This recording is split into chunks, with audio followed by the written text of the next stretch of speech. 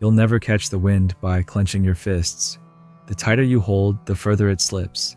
That's the paradox most people miss. What you obsess over, you often push away. And what you stop needing begins to arrive. There's something almost mystical about it. You want love, purpose, peace. So you chase it with every ounce of your being. But it keeps eluding you. Why? Because the energy behind needing says, I don't have it. And life reflects exactly that back to you. But the moment you release the grip, when you stop running after the thing as if your life depends on it, that's when everything shifts. That's when it finds you. Not because you tried harder, but because you no longer needed it to feel complete. We're not taught this. We're taught to push, hustle, grind. But needing is fear in disguise, and fear repels. What pulls things toward you is presence, wholeness, detachment, that quiet power that says, I'm already enough, and whatever comes adds, not completes. This is the shift, and once you feel it, you never chase the same way again. So here's where it all starts to get real. We live in a world that tells you wanting something really bad is how you get it. The harder you want it, the faster it comes. That's the logic we've been sold since we were kids. But no one tells you that this kind of desperate wanting is exactly what keeps you stuck. Because when you need something to happen in order to be okay, you've already lost your center. Think about the last time you really needed someone to text you back, to validate you, to notice you. How did that feel? You weren't just curious. You were anxious, unsettled, maybe even a little powerless. It's like your mood was hijacked by something outside of you. That's the energy of need. And it never attracts, it repels. People can feel it. Life can feel it. Because when you say, I need this, what you're actually saying is, without this, I'm not whole. And that message, whether you're aware of it or not, shapes how you show up. It shapes your energy, your confidence, the way you talk, the way you walk, the choices you make. It all gets colored by this silent fear that something is missing. Now, here's the wild part.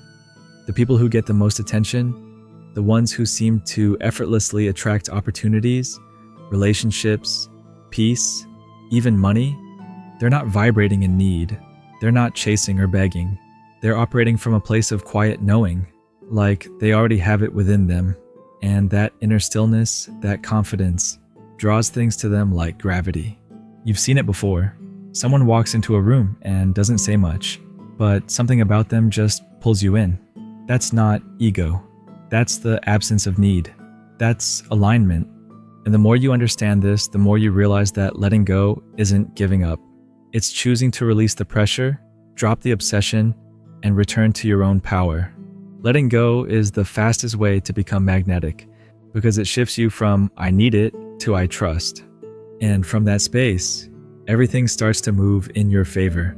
Here's something people rarely admit out loud.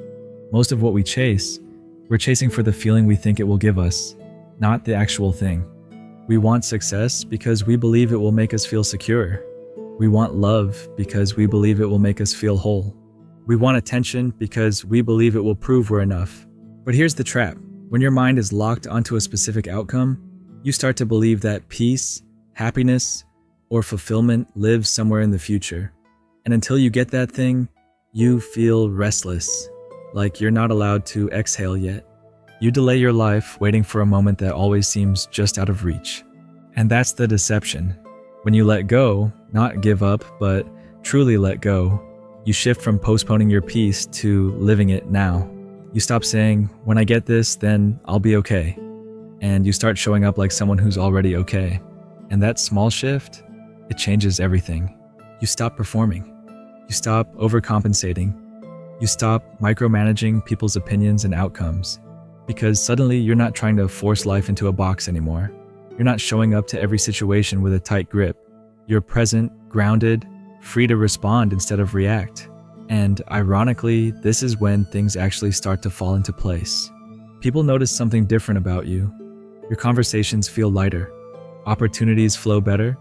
You become easier to be around and even easier to trust. Because people can sense when you're not secretly trying to get something from them. You're not playing a part anymore. You're just there, authentically. And that's rare. That's powerful. Letting go doesn't mean you don't care. It means you care enough to stop obsessing and start trusting. It means you've stopped outsourcing your peace to things you can't control. And when you live from that place, even just a little more each day, you'll find that what you used to chase starts showing up naturally. Let's talk about control. Not in the obvious, overbearing way, but in the quiet, subtle way most of us try to control life without even realizing it. It shows up when you send a text and stare at your phone, hoping they reply fast enough so you don't spiral. It shows up when you rehearse conversations in your head, just to make sure you say the right thing. It shows up when you chase productivity to avoid feeling like you're falling behind, even though you don't know what ahead really means. This kind of control is silent, socially acceptable, even rewarded, but it's exhausting. It drains your energy and builds invisible tension in your day-to-day life. And here's the paradox. The more you try to control, the more chaotic things feel. Because life was never designed to be micromanaged. It's meant to be responded to, not dictated. When you release this kind of subtle control, things shift. You stop needing to manipulate how you're perceived. You stop tying your worth to being chosen, liked, or successful. You stop measuring your day by how much you got done and start asking if you even felt alive while doing it. And slowly, life becomes lighter. Still messy, still unpredictable, but way less suffocating. You laugh more, not because everything's perfect, but because you're not holding your breath waiting for it to be. You become more curious than reactive. You listen more. You trust your timing. You stop bracing for impact at every turn. And the wildest part? When you let go of needing to control every detail, you open yourself to way better outcomes than you could have planned. You leave space for synchronicity, for creativity, for actual joy, not just the performance of it. Because control gives you a sense of safety, but letting go gives you access to real peace. And that peace, it's magnetic. People feel it, you feel it. And from there, you move through life with a quiet kind of confidence that doesn't need to prove anything. Now let's get into something no one really talks about. How much energy we waste trying to make things feel certain, when, in reality, nothing ever really is. Think about how many decisions you've delayed because you were waiting for the perfect time. Or how many times you kept replaying a conversation in your mind, wishing you'd said something better. Or how often you stay in situations, jobs, relationships, even mindsets, simply because they're familiar. We cling to certainty like it's oxygen. But here's the hard truth. Most of what we think we control is an illusion. You can't control who stays. You can't control how people interpret you. You can't control when that opportunity shows up, or if it even will. What you can control is how tightly you hold on to needing everything to go your way. And that's where real freedom begins. Because when you stop trying to manipulate every outcome, you stop fearing failure. You start trying things just because you're curious, not because you're desperate for a result. You become someone who doesn't fold when things don't go perfectly, because you've trained yourself to flow instead of force. Letting go isn't weakness. It's not giving up. It's an inner decision that says, I've done my part. Now I trust the process. And most people never get there, not because it's impossible, but because it requires a level of self-awareness most people avoid. It requires surrender. And surrender doesn't mean you don't care. It means you care deeply, but not at the cost of your peace, your sleep, your self-worth. The most grounded people you'll ever meet aren't the ones who figured out all the answers. They're the ones who stopped trying to control all the questions. They realized that life was never meant to be handled. It was meant to be lived. Here's something people rarely connect the dots on. The obsession with control is usually just a clever disguise for fear. And the moment you start to see that, everything starts to shift. You weren't born needing to know how every little thing would unfold. You learned that. You learned it the first time something didn't go your way, and someone blamed you. You learned it when you tried something new and failed, and people laughed. You learned it from watching adults panic over money, relationships, appearances, while telling you to just be yourself. So what did you do? You internalized a message that said, if I can just control everything, I'll be safe. But safety built on control is fragile, because control is temporary. It's slippery. The tighter you grip it, the more anxious you get. Let's be honest, how many times have you micromanaged your own life? Obsessively planned every hour of your day? Overanalyzed a text message to the point of rewriting it 10 times, only to end up sending nothing at all? Or worse, stayed in your comfort zone not because it made you happy, but because it made you feel like you were in charge? The irony? That kind of control doesn't give you power, it takes it away. The people who are actually thriving aren't the ones who control everything. They're the ones who stopped trying to. They've failed publicly, been misunderstood, had their plans fall apart, and guess what? They didn't break. They adjusted because they were no longer chained to the outcome. They don't chase validation, they don't rush, they're not in a race with the universe. They trust timing, not timelines. And that shift changes everything. Gives them space to respond, not just react. It gives them clarity in chaos. It gives them peace because they've let go of the illusion that their worth is tied to things they can't control. And here's the part that no one tells you. Letting go doesn't mean you're passive. It means you're powerful enough to not need force. It means you've moved from desperation to direction, from pressure to presence, from trying to control life to actually living it. So if you're constantly exhausted, constantly overthinking, constantly second-guessing every move, maybe it's not because life is hard. Maybe it's because you're clinging too tightly to something that's not even yours to carry anymore. The real question isn't, how do I get what I want? It's, what am I afraid will happen if I stop trying so hard?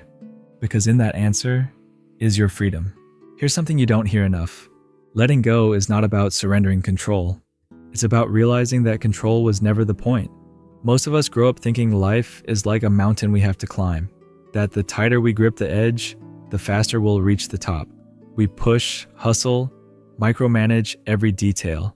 We think if we just do more, care more, plan more, then maybe, just maybe, everything will finally fall into place. But what if the truth is the opposite?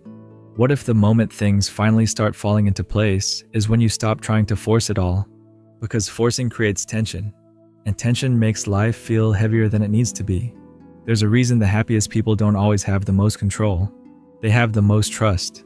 Trust in the process, trust in their own intuition, trust that even if things don't unfold the way they imagined, they'll still be okay, because they've stopped measuring peace by how much they can control.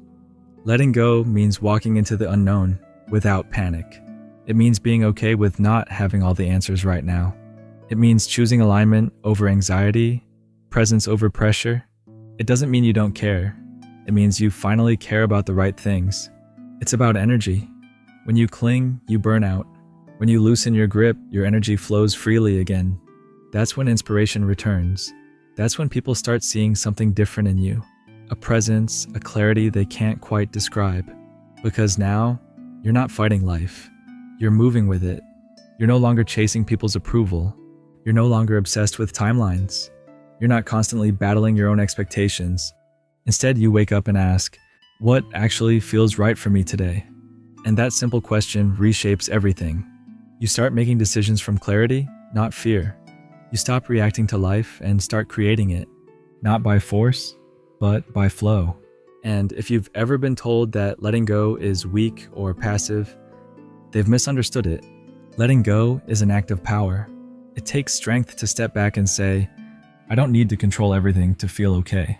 It's radical, it's rare, and it's the beginning of real inner freedom. So if you've made it this far, this moment is your cue. Not to try harder, but to release what's weighing on your mind. That old fear, that constant overthinking, that habit of needing to always know what's next. Let it go. Not because life will magically fix itself, but because you finally trust yourself enough to handle whatever comes. If you feel that shift, even slightly, even now, drop the word free in the comments. Let me know you're not just watching, you're feeling it. You're ready to let go of what's not yours to carry anymore. And if you're walking this path too, where peace matters more than perfection, subscribe to this channel, because this isn't just content. It's your reminder that you're not here to control everything. You're here to live fully. Let's keep doing it together.